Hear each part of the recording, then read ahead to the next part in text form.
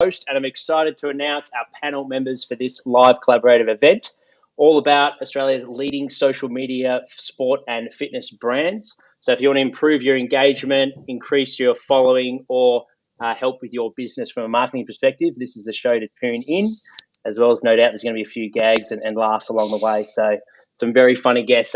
Probably Australia's top leading in terms of funnies are about to happen. But if you're new to the podcast, guys, make sure to hit a subscribe on our YouTube as well as Spotify and iTunes. We're all about strengthening the AFL community as well as empowering individuals with their strength and conditioning as well as knowledge. So make sure to tune in to our Instagram and TikTok. And our first guest for the show is Caden Mcdonald, founder of Cados. He has over 75,000 followers on YouTube, and he'll be discussing how the 10,000 rule of resilience applies to building an online brand. Welcome, Cados. Thanks for jumping on, mate. Jack, thanks for having me. I really appreciate you getting me on. I appreciate you keeping the Casey boys undefeated and fit throughout the season as well. I'm pumped to be on, mate.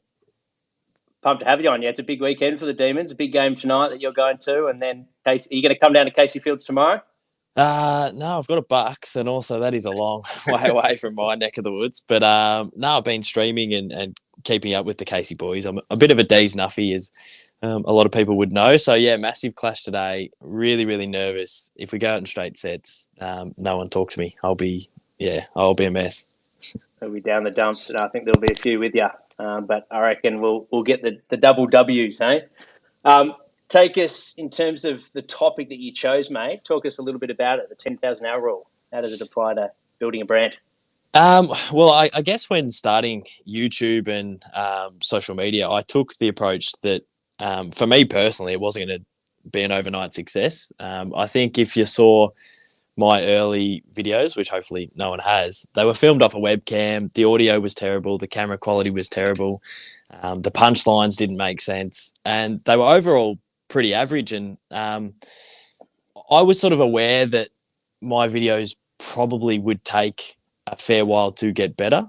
So then I just sort of got inspired by, I guess, that 10,000 rule, where if you sort of work on something for 2, 3, 4 years consistently, you'll slowly pick up the skills to improve and whatnot. Yeah, that was the approach I took. I sort of embraced imperfection. I knew that my videos were really terrible at the start. Arguably, if you read some comments, still terrible now. But I feel like slowly but surely, I've built up the skills with editing, the skills with sort of knowing how to whip up, especially YouTube content. I'm still learning in all other verticals, to be honest. But yeah, for me, it was always going to take that sort of amount of time to develop the skills to get somewhat half decent at it. Yeah. And for those tuning in that haven't taken the plunge yet, where would you start in terms of social media these days? Is it TikTok, YouTube, Instagram? If you had to pick one, where do you reckon you would start these days? Oh, yeah, I wouldn't be bothering with half of them. I think it would just be straight to TikTok, to be honest. Yeah, for me, in 2016, when I fired up the YouTube channel, I think it was sort of after Vine and maybe Musically sort of started, but I just wanted to do that sort of 15-minute longish form content, and YouTube was certainly the place where I sort of grafted and grinded. But yeah, like the technology I had to film, like my webcam and my laptop and the editing software, the $60 editing software that I downloaded, just doesn't cut it in this day and age. So I'd never recommend people to go down that route. When you've got an iPhone and TikTok has the editing software that it has, or you can download CapCut and whatnot, you can just create so much better, faster, greater content. And you can learn a little bit more on the go as well. So yeah, I'd definitely be recommending TikTok for sure. 100%. Well, there you go. There's the gem straight off the bat, guys, for those not sure where to start. Well, I feel like these guys waiting in the wings are an absolute product of that. What they've done over the last couple of years is insane and unheard of. And if you had told me, like in 2016, that you could sort of create the brand and get the audience as quickly as these boys had, it would have blown my mind. So, yeah, I'm inspired and very envious of what these boys have done over the last little bit. Yeah, no, it's a great time to if you want to build a brand, an accelerated brand, and build awareness around it. There's no better time. And yeah, looking forward to all you guys sharing your tips and tricks, and it's good to share different journeys as well. Like you said, it didn't come easy for yourself. In terms of key considerations, what are some like big rocks for a successful week or day for your brand, mate? For me on YouTube, it was just consistency. Like trying to nail that one video a week for a long, long time was just the goal. And as I was saying, like the videos were very average, and they had hints of humor and hints of a little bit of ability, but I was aware that it might take 700 videos from me to chip away and get to the good stuff or start producing some half decent content. And I think if you asked me in 2016, the trade off is 700 videos, but you'll have 70,000 subscribers. I still probably would, sign that contract. I would accept that. I saw it as a bit of a, bit of a learning curve. Like that was my apprenticeship, was those 700 videos. So yeah, for me, it was like definitely consistency. Like I would barely miss a week between like 2016 and 2017 and whatnot. Even though I'm bowling absolute wides, like I can't stress enough how sort of average those early videos were. I have to dig into these archives. Yeah, I'll bring them up. I'll get them up. Hopefully, they don't go viral for the wrong reasons. I'm not sure what sort of cancelable humor was in them, but So for me, it was that consistency and just embracing imperfection in terms of like I knew that it might have been middle of 2017 and I just needed to get a video out, and I was like, geez, this is average. This is not going to get me viral, but I know if I get this sort of 5 out of 10 video out, it means that next week I can sort of take those learnings and maybe next week's video might be a 5.1 out of 10. And yeah, I think just trying to improve each video and staying consistent is probably key for mine. Yeah, it's great advice, mate. And like you said before, the 10,000 hour rule to whatever your craft is applies. And I think probably that does as well. The consistency and just keep focusing on getting better and making a lot of mistakes early is a good one. What about from a reflection piece? Like there's a lot of analytics out there. There's a lot of data.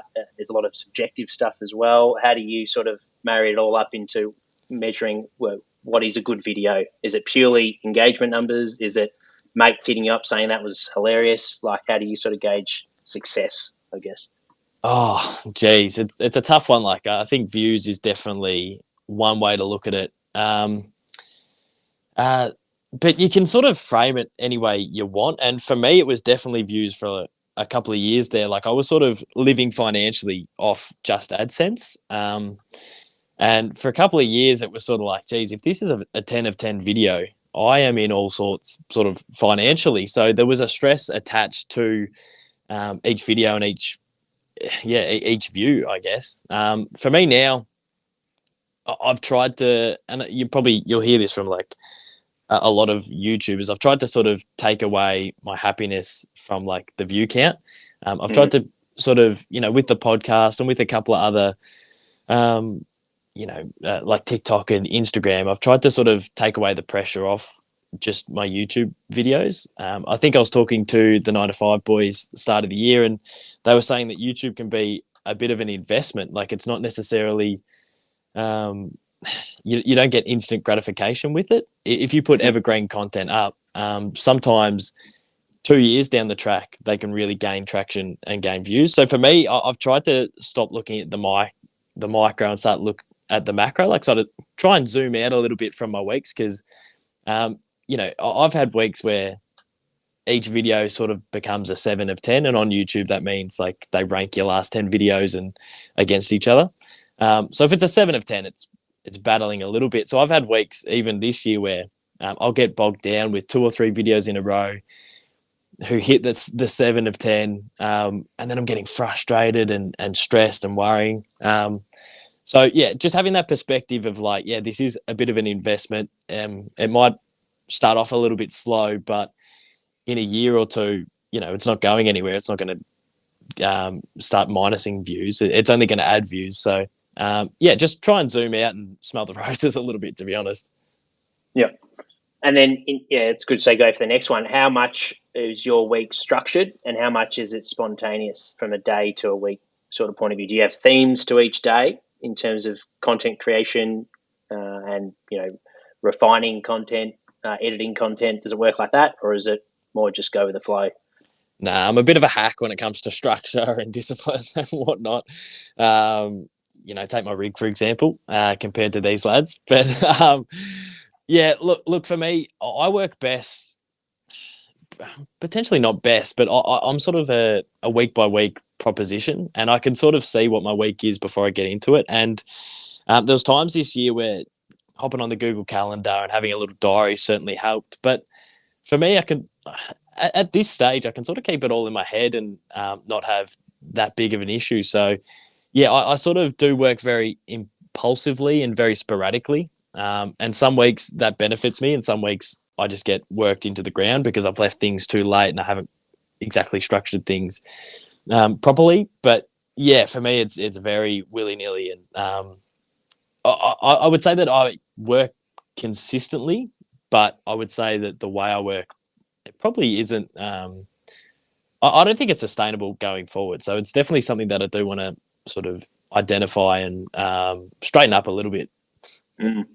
Yeah, I hear you. It's definitely, there's a balance between the two. You need structure from a consistency point of view and to prevent feeling overwhelmed. But at the same time, if everything's rigid, then it's hard to be creative with quality content, isn't it?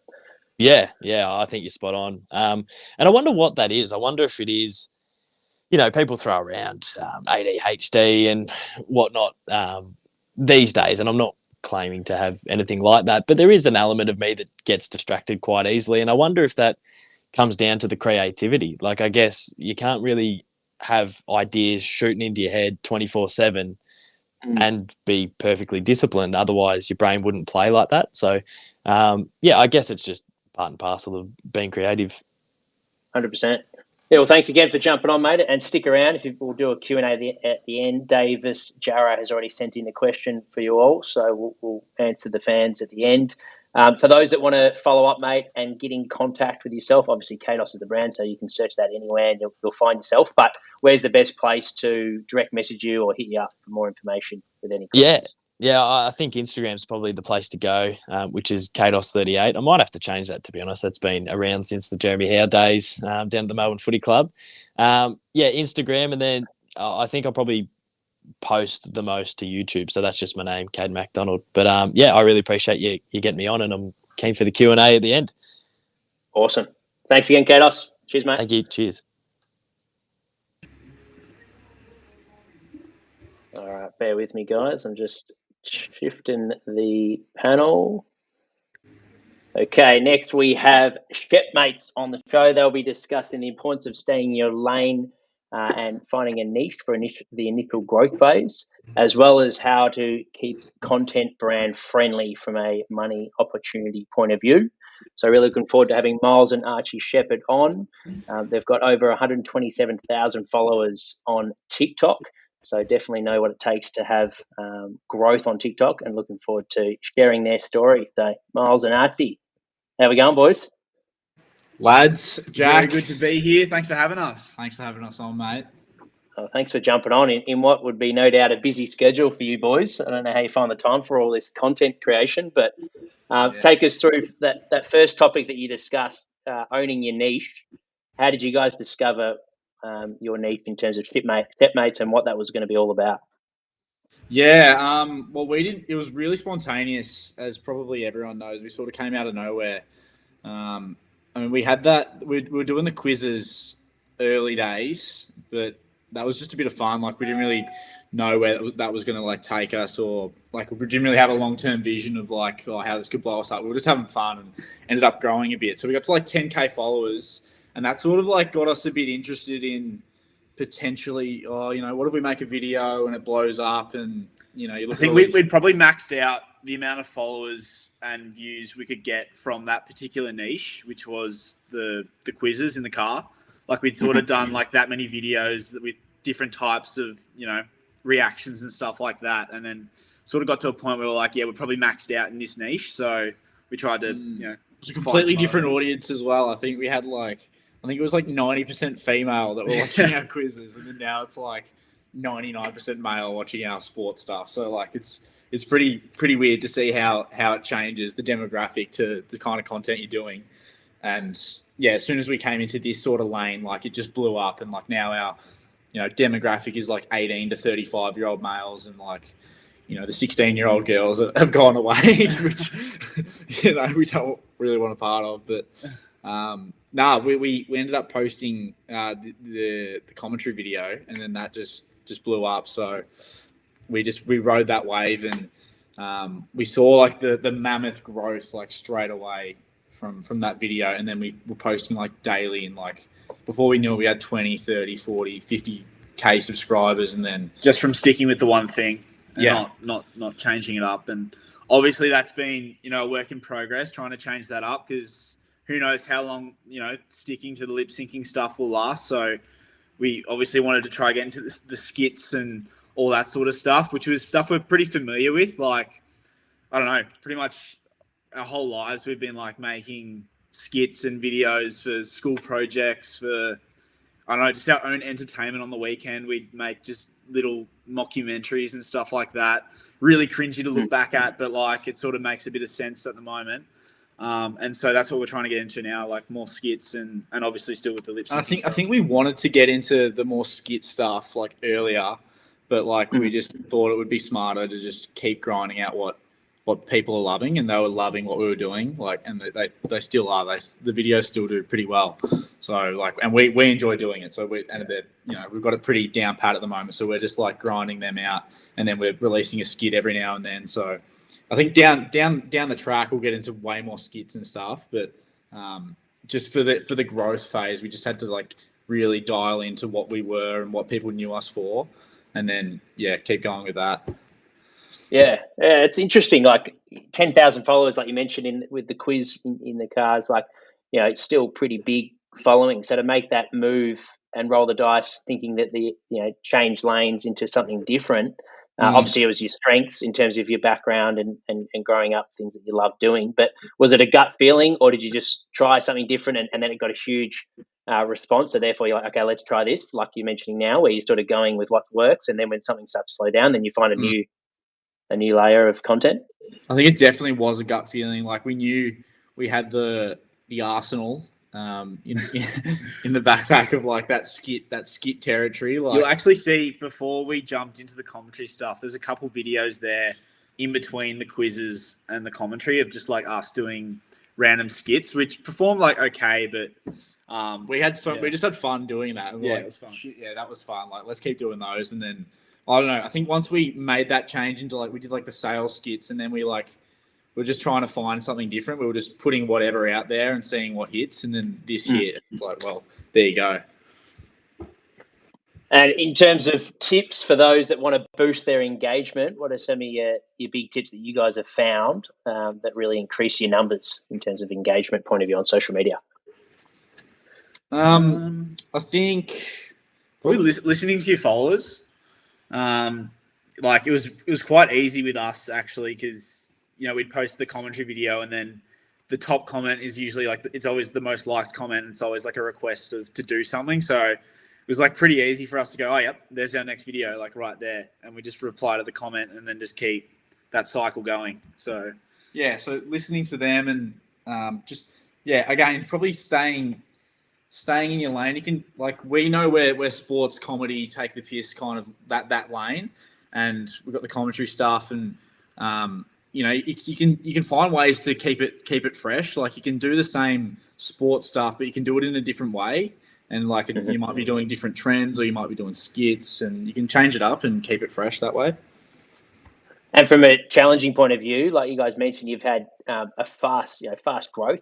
That would, I imagine, obviously have a real good feeling about it, but also you got to learn pretty quick on your feet. What are some of the challenges with fast growth that you guys have faced, and what have you learned from it?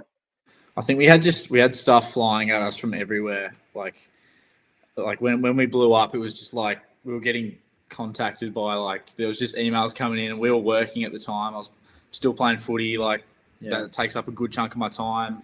It was full-time work as well. So doing that full-time, and then football, and then having to go home and then manage all the stuff happening, make a video, that's why we got managers in to sort of help us out with that. And then we laid off the work to so, now we can, focus on this stuff like really well and focus on my footy a bit more without all the stress of like having to work and then come home and grind on whatever. Like we're lucky enough to now have like, make some money from it, which can, pay the bills for not having a part-time job. So, that's helped heaps. Oh, awesome. So you build a bit of a team around you, and then so financially you've set it up now where you're reaping some benefits from it. Are you not doing any work at all other than Shepmates? You guys are both full-time?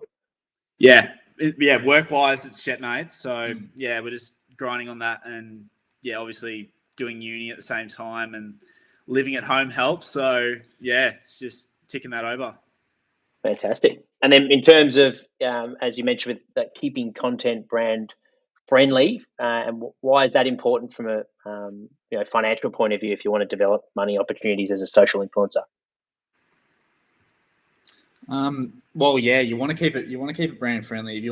Brands don't want to, they want to be able to work with you and know that they can trust you and be really good to work with. Yeah.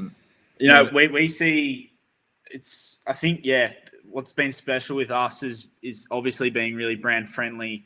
Hence why we're able to be on a TikTok ad and work with Telstra and all these big brands and obviously and not having that audience of young kids, and also it's pretty wide demographics. So there's young kids that come up to us, and then our DMs are flooded with middle-aged men loving their sport. So being brand friendly with all of them has helped sort of just get those invites of brands and stuff like that. And you definitely see different TikTokers and stuff that probably have more followers, more TikTok followers, more Instagram followers, but their comedy and their content is quite, you can see it to be quite crude or lots of swearing and stuff, which we've been able to sort of stay away from at the moment, which has just helped heaps with being more commercial and stuff like that. So I guarantee you there'd be guys with 1 million followers that have that crude content, but they wouldn't be getting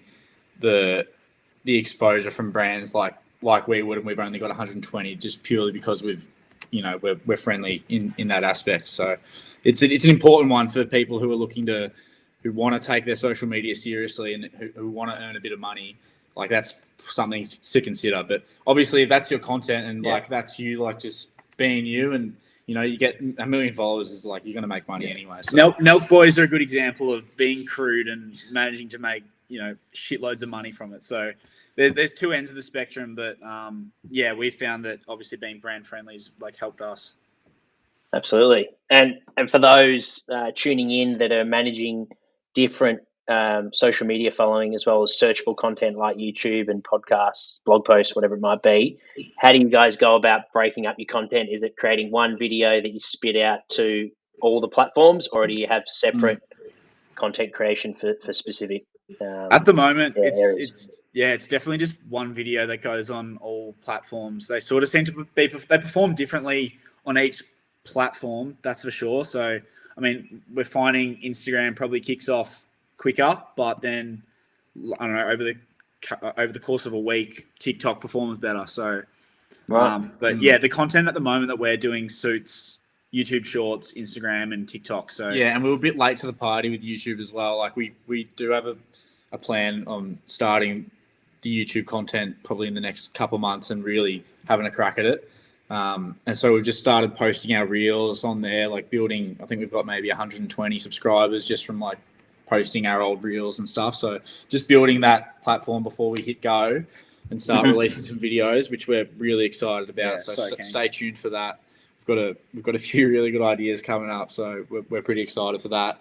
But then Facebook and Twitter, I think that'll be more longer form content as well. I think we mainly had those accounts just so if people tag us, they've got someone to tag.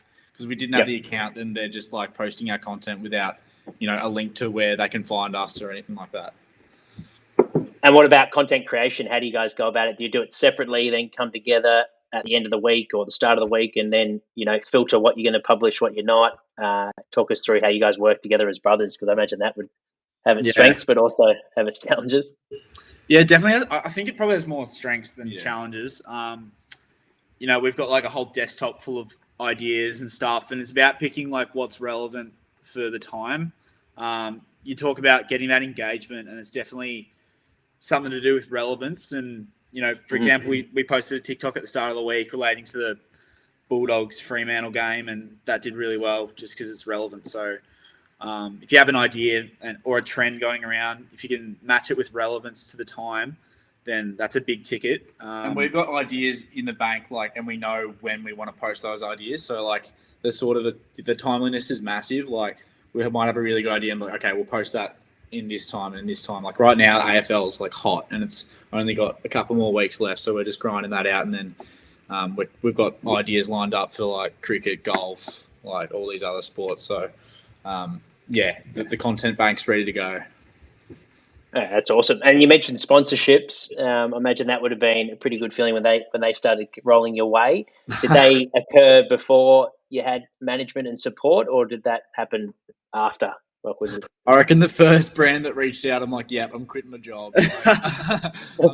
I'm taking this serious. If people are going to pay me money to make videos, I'm quitting and I'm doing this. Doing this full on. So, that reached out real early. I think it was midway through the cricket series, and then that was that was real. Yeah, it was just a bit of a wake up call. Just wow, the reach we've got and people wanting to work with us, it's a complete game changer. So game changer. And we were lucky really early to be linked up with our best mate from primary school. His mum is all over talent management and stuff. So she reached out early on, and we've been working with her. And she was literally just wanting to just give us advice. She didn't plan on managing us at all. She just wanted to make sure we were on the right foot. She's like an auntie to us. She's like family. So she was just helping us out, and then the stuff just kept coming in. So it sort of took a bit of time. We made it formal and all that. Now we've got a really good team. We've also got another manager in Sydney who has lawyer expertise, accounting, and runs his own music talent management, and he's getting into social media. So he's loving that. And we've got a really good team worked out at the moment. So, they'll deal with the brands, they'll nut out everything that they need to do, and then they'll come with us with everything going on. We'll have a discussion, see if we like it, if we don't, and then go from there. But we've got it really streamlined at the moment, and that's what's working best for us. Yeah, fantastic. Awesome, guys. Well, thanks heaps for jumping on and sharing with us some clues and tricks that have helped you guys along the way with your growth. And, good luck with everything that's got ahead. Like you said, there's some exciting times with YouTube, so I'm looking forward to seeing what you guys have got planned there.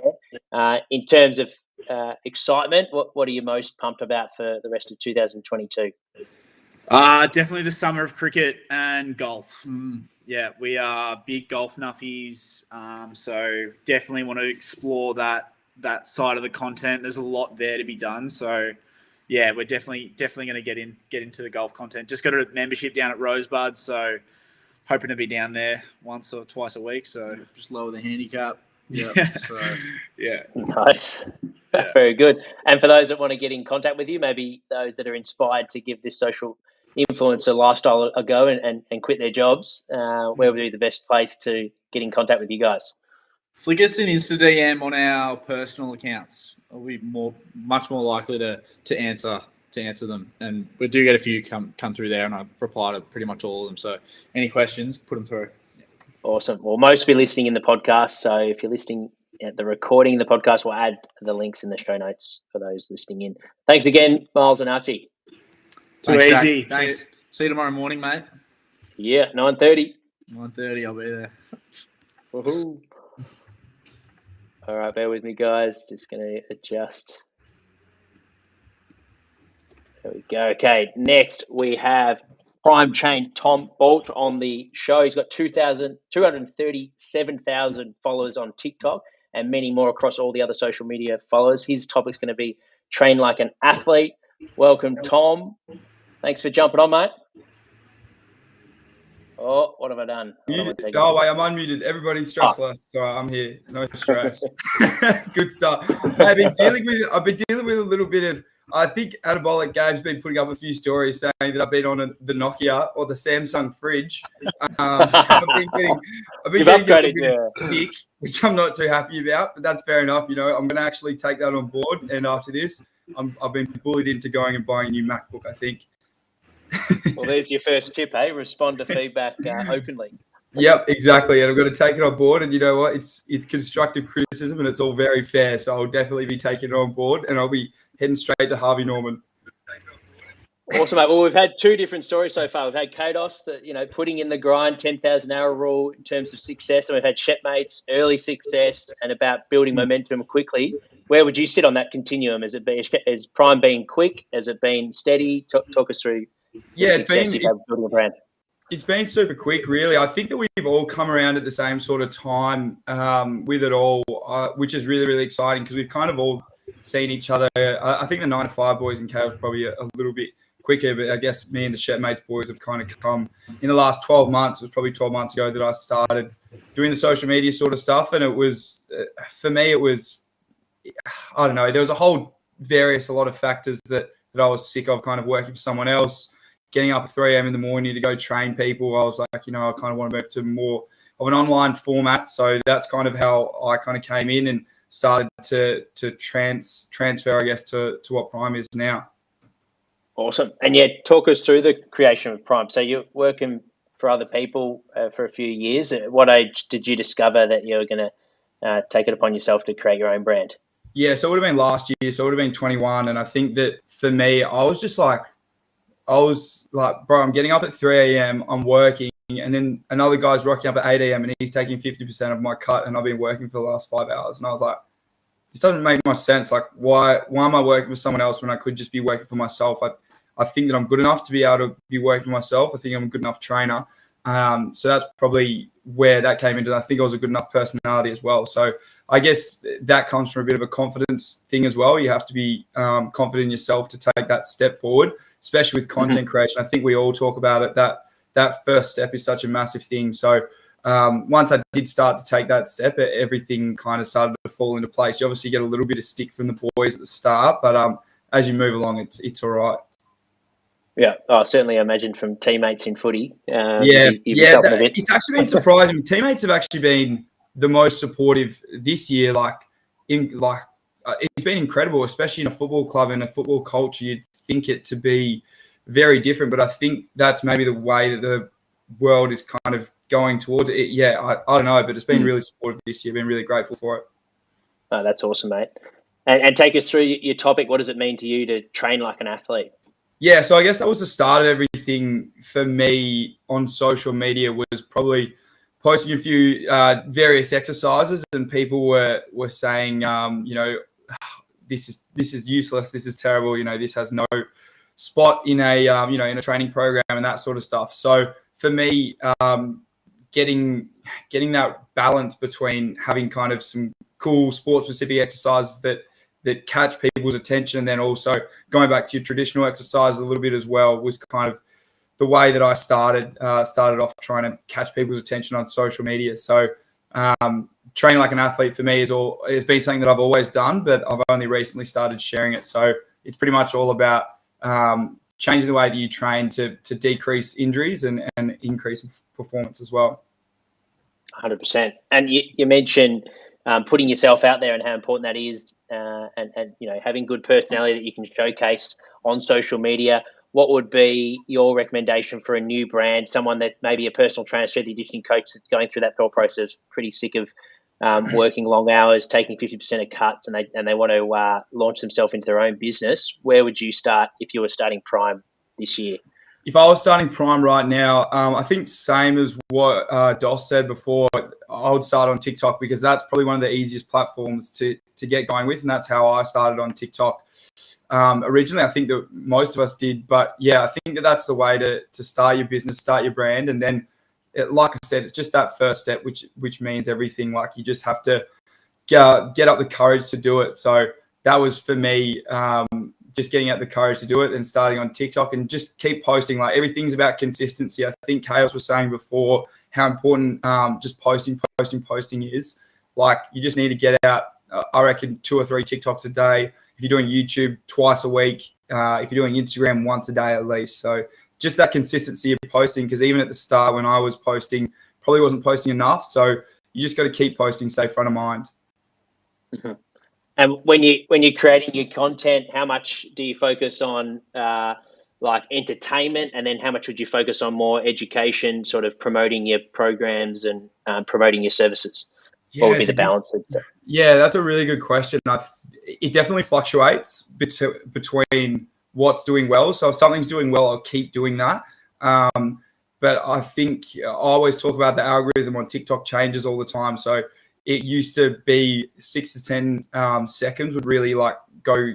That was like the time to go for like watch time, duration, and that sort of stuff when you're posting on TikTok. But recently it's actually gone longer. It's gone to that 30-second, more to a minute. And they're the videos that people are starting to stay really engaged with. So that's what I've started to do, kind of, I guess, fluctuate my content based on, and I'm very self-aware with my content. I'm always looking at my insights. I'm always looking at what's doing well, what's not doing well, and just, self-evaluating it and then going back. And I guess it's just, you get so much feedback from analytics that you just have to make sure that you're really on top of and that you're watching. And did you have certain brands either from like around the world or Australia or businesses maybe that you knew of, like mates or colleagues that you would refer to early days when you were developing your systems, or was it very much trial and error, work it out as you go? Yeah, I think everything's trial and error. Like, I think even now I'm starting to go through a little bit of a different stage with my content. I think that something that's started to go really big on TikTok now is like having subtitles on your videos, but like not just like TikTok subtitles. It's actually like good ones that you have to do in like Premiere Pro and stuff. So that's the stuff that's started to go now on TikTok. So you've got to evaluate your content, and you've got to, me and Gabe always talk about like how many hours do you work in a day? And then it's like, well, what do you actually consider work? Do you consider going on your phone and scrolling for an hour to be work on TikTok? Because technically for us, that is still work, because we're scrolling, we're looking at trends, we're looking at sounds, we're trying to, again, evaluate what's doing well and what isn't. Yeah, so you do put in deliberate time of research to see what's hot.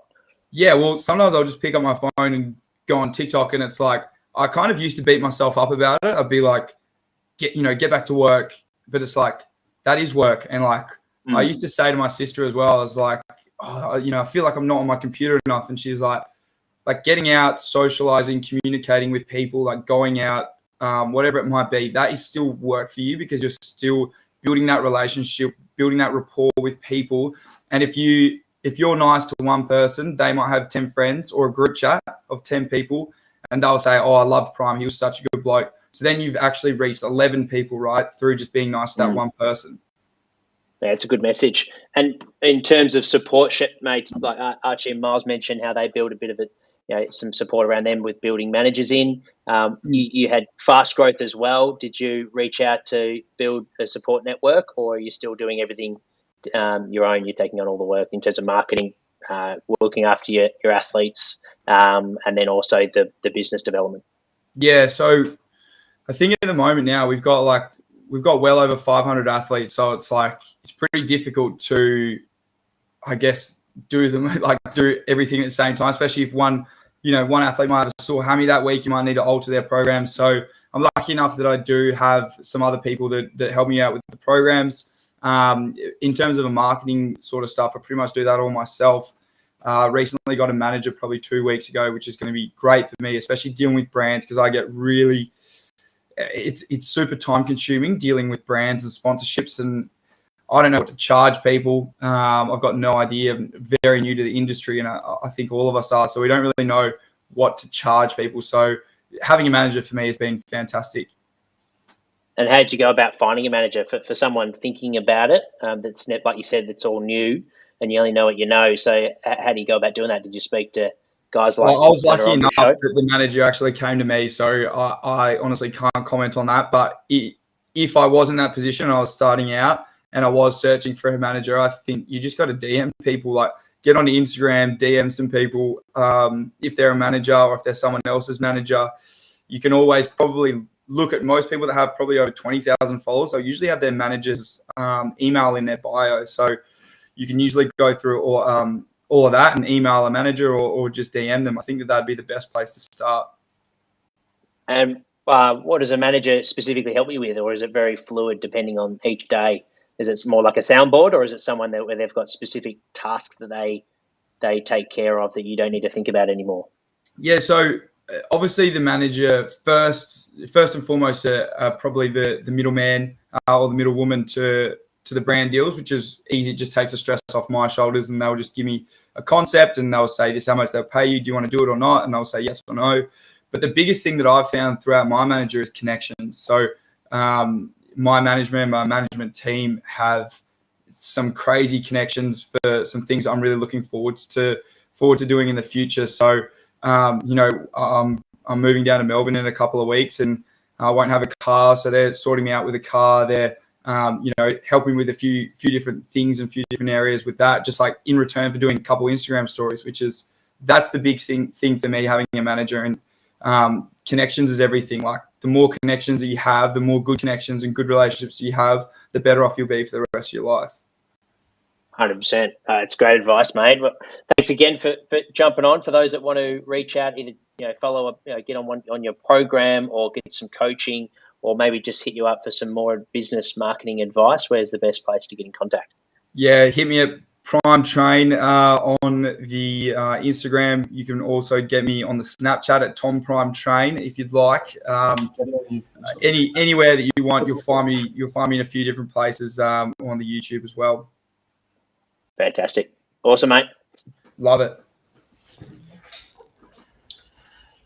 All right, last but not least, we have the owners of 9 to 5 Fitness, Louis and Gabe. They have over 110,000 followers on TikTok. They also have a podcast, and they're going to be talking about the importance of putting yourself out there.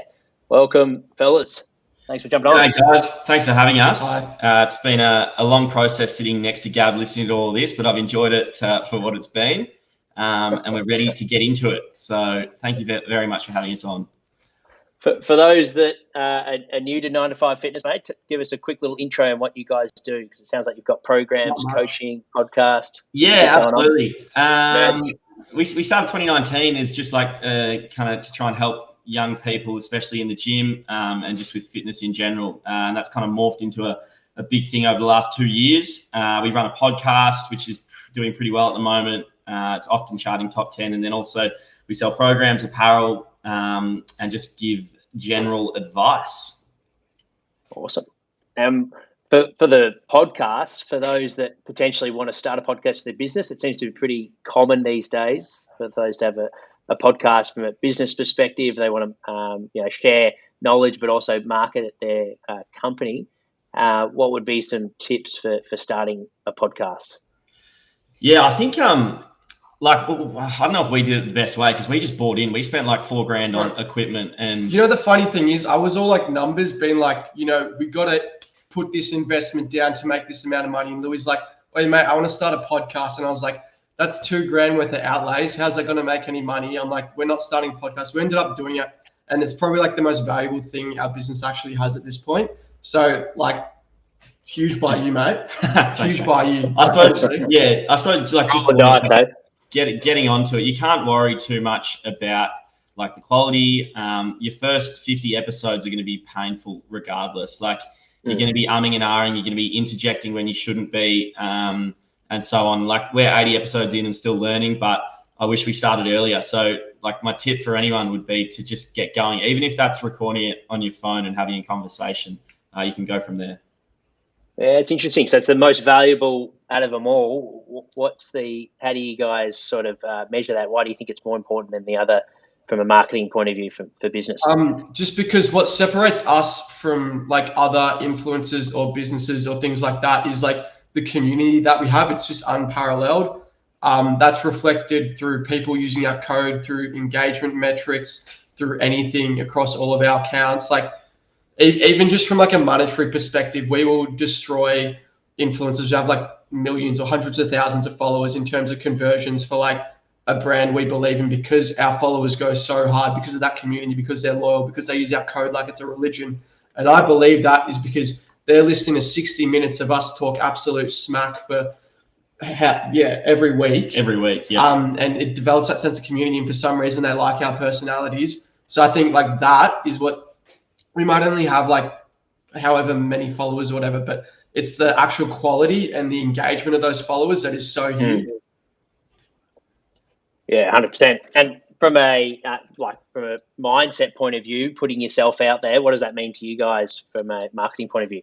How does it I work? suppose like early days, especially for me, like playing footy and stuff, it's very nerve-wracking to step outside of the box and be different from the status quo. And like I wouldn't have, personally wouldn't have all these opportunities if I didn't. So for me, that definitely means like kind of just putting yourself out there. If you want to post, then post. Like stop worrying about what people think. And then once you do that, like we've created such a cool group of friends between Kdos, Shepmates and Prime and us. Like it's so fun to do, and it's so fun when we're all together that like it doesn't really matter.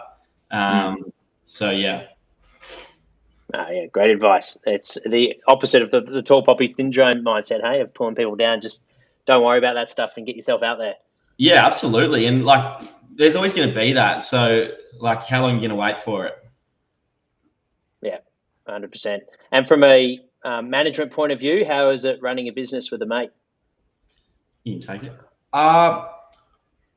Well, I think Louis and I, we're not just like mates, we're more than that. It's like I'm closer, to be honest, sorry to my brother, but I'm closer with Louis than my actual brother.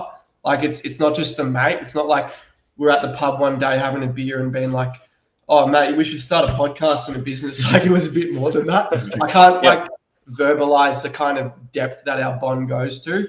We're best mates, we're business partners, we're brothers. We've gone through like everything together.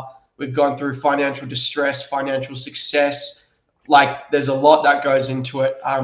So I think just to say like it's just a mate, I don't know what kind of term to use for it, to be fair, but like we've had low points through the business, times when we're really not getting on, and then we always come out of that and really blossom and find the solution. And now expanding the team, and you talk about management, we've found this year it's been huge to actually invest that money into bringing the right people into the business, because that is the way to grow. You can't do everything yourself.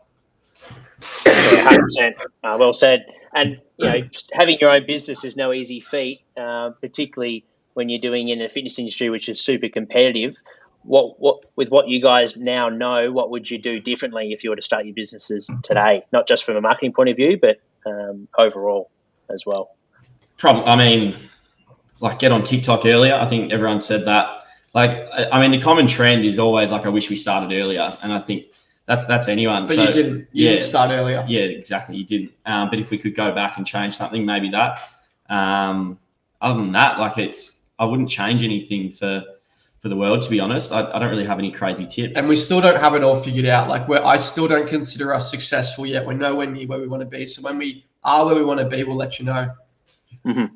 Yeah, and on that one, like goal setting, do you guys set daily goals, monthly goals, weekly? Where do you sit with setting goals?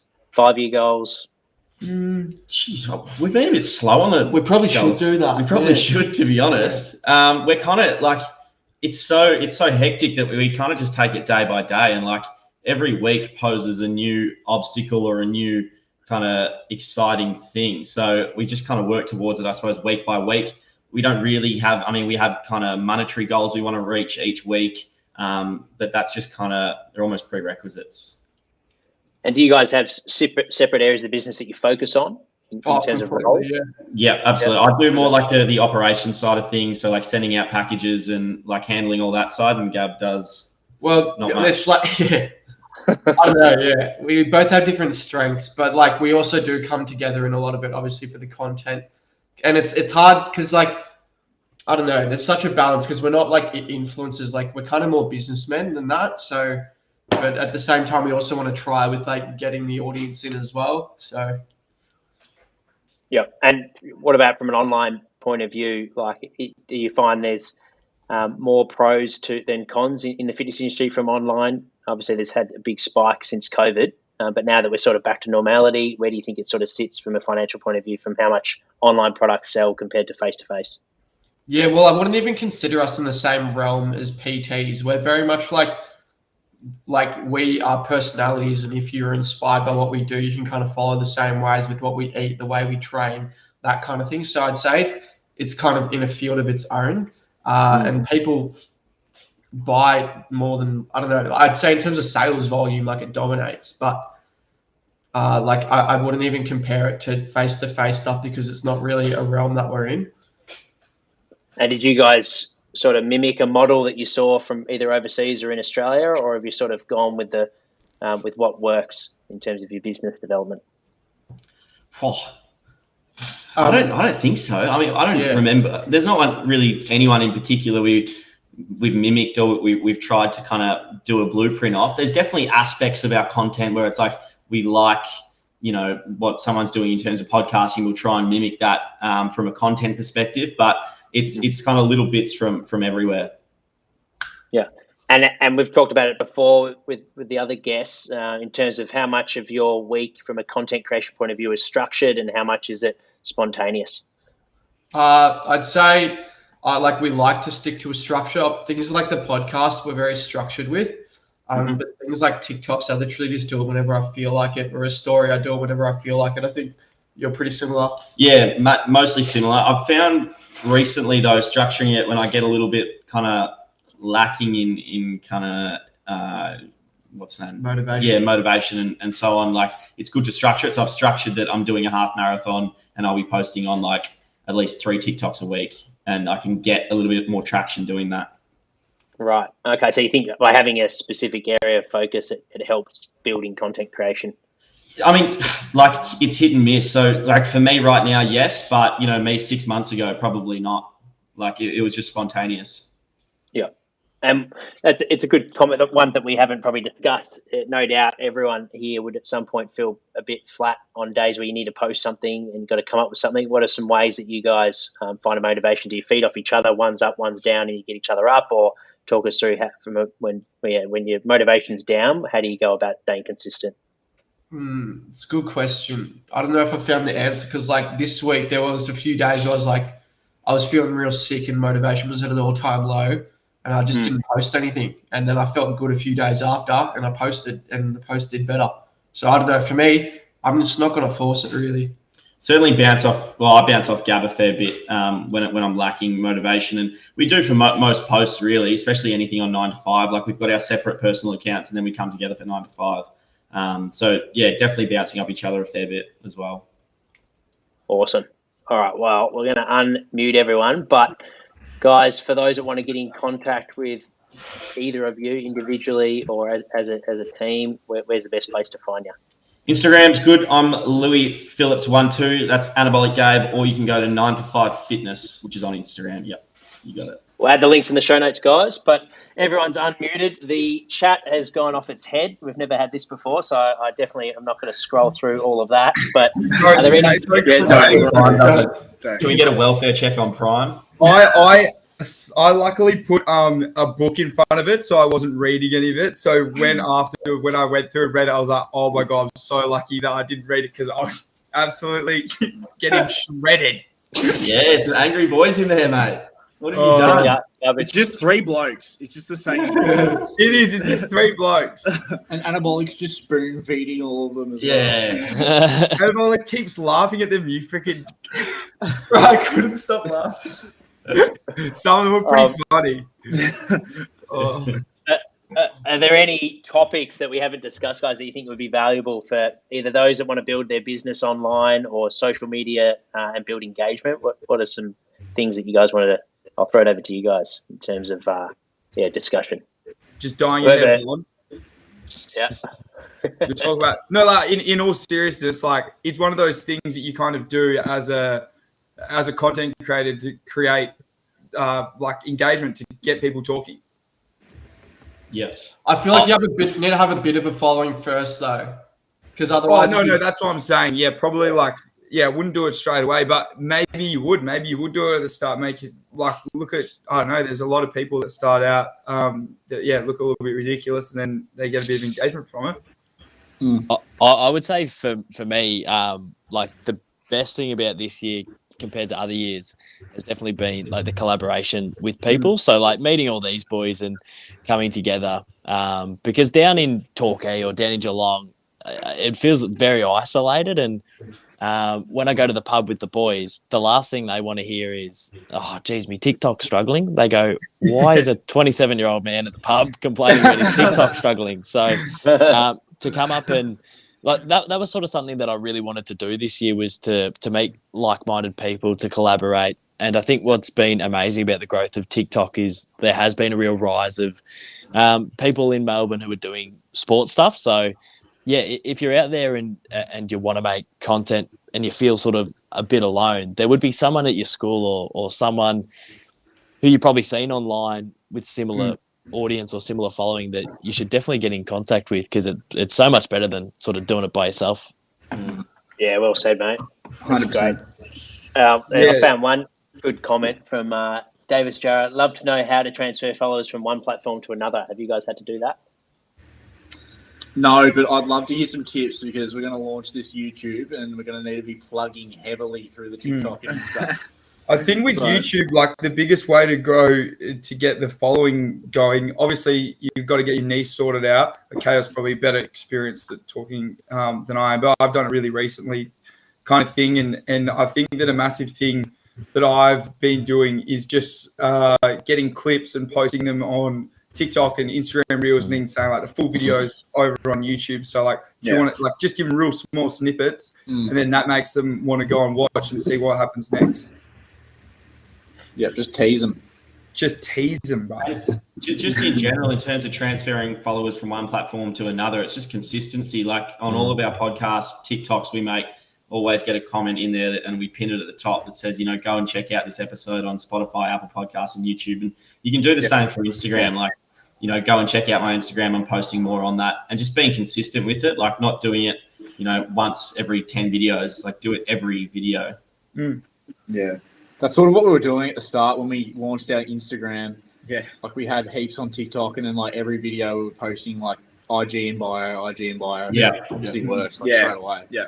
So we'll probably just do the same thing. Yeah, we've stopped doing it though recently. So yeah, we need. But you guys have so many Insta followers, and Insta followers are so much more valuable. So I reckon you guys will be able to transfer that so quickly to a YouTube. You should even start a Snapchat. I think a Snapchat is so underrated. Yeah. What do you think of Snapchat, boys? Like I've been watching good. You two boys are smashing it. Like what are the benefits, do you reckon? It's just my favorite platform, because Instagram stories, I swear, if you spam on it, you will get they won't get any views. But if they've got you on Snapchat, at least for me, because I'm more like, what's Gab doing, blah, blah, blah. What music is Gab listening to? Like, I can just spam my Snapchat story. So for me, at least, it's really good, because I don't want to spam my Instagram story. I know Louis and Prime do that. Like, you get the creator features on it as well. Yeah, well, you get that user-generated content as well. Like, they're just making content for you. So, like, and you can get a lot. Like Gab always says, like the Snapchat followers are the real ones. Like they're the ones who are so engaged. Yeah, so engaged, and they're using the code. So yeah, would recommend. I don't know if we're built like you though, Gab and Prime. Like we try to stay off our phones, like because we're already on it heaps. And then we go on your Snapchat stories, and it's like there's that much on there. I don't know how you guys like. Nah, it's an actual issue. It's a good point. Oh mate, I spend so much time on my phone. Like I had one day this week where I was on 13 hours screen time, which is ridiculous. But to be fair, that was after silly Saturday, silly Sunday, so I was just probably vegging out a little bit. But still, at the same time, like I'm still making content for that day. Like even if you're not making any money from it, you're still front of mind. You got to stay front of mind of everyone, and you got to be the first person that they click on when they go to their stories for every single platform. And the only way to do that is by consistent posting. Yeah. Next one's from Finn Mega. We'll do the last two questions. Caden and Prime, what is it like working with the players you watch on TV like Patrick Cripps and Tom Mitchell? You go, Dos. Yeah, look, for me, it's crazy. Like I'm genuinely a footy nuffy, and like to get the opportunity to make content or interview some of the players that I have over this year, it's been a real learning curve. Like I certainly get intimidated by their presence, even if they're a 19-year-old second-year player. I'm just absolutely so nervous when they come in, just because I want to do a good job and sort of treat their time with respect. But yeah, it's ridiculous to be able to have contact with like players and people that I've looked up to like all my life pretty much. Yeah, same as. I think I'm so grateful for some of the people that I've been able to work with over the last 12 months. And I'm a little bit different to Dos in a way that I just try and be really chilled with it. Like, I don't try and put him on too much of a pedestal because I would never think of myself as being higher than him in any way whatsoever. But it's more just being like a normal bloke with him and not trying to be like, oh my God, like great goal on the weekend or something. Like, I'm just, and I think that when I have people come up to me and then they're like that, they're just normal. Like, I feel like an instant connection, just like a relationship with them. So I try and replicate that with those kind of blokes when I meet them. Yep. And then last one for Shepmates, would love to know what the Shepmates plans are for the summer content-wise. Yeah, great point. Definitely golf and the cricket. We've got an idea for some cricket vlogs. So definitely do some golf stuff. That would be sick. A golf day. We're in conversation to make a weekly cricket vlog as well. So we're going to join a thirds or fourths team, get a bunch of our mates in, and just film it daily. Like, we'll mic us up while we're batting, bowling, in the slips. Like, make a real high quality video out of it. So we're in the process of sorting that stuff out, and then we've got idea. Stuff in the works with PGA Oz and all that, going to certain events. So the golf content's going to be up and about. Lots of golf content. We'll keep the commentary stuff up, please the fans like that, and hopefully get to work with these lads a bit more as well when Prime comes down. That's one of the things I'm probably most excited about. Started to work with these guys. So bloody excited. Yeah, absolutely. That's going to be so much fun. Yeah, the more content that we get to do together is going to be, I love working with you boys, so it's so much fun. So definitely can't wait for that. Bloody oath. Very good. Well, we'll wrap it up, team. Thanks for jumping on. Really appreciate your time and energy. This has been awesome. Lots of fun and lots of power tips for those either wanting to go to the next level with their business or maybe just take the plunge and start out. So I really appreciate the inspiration, and I think we've all learnt a thing or two, which has been good along the way for a Friday afternoon. And go D's, hey, Cados is off for the game. Go the D's, get it done. Let's go, boys. I'm a D's. Go for the D's. Zorko, I'm going for Zorko. Yeah. Yeah, go the Lions. Go the Lions. 50-50 split. See you guys. See you guys.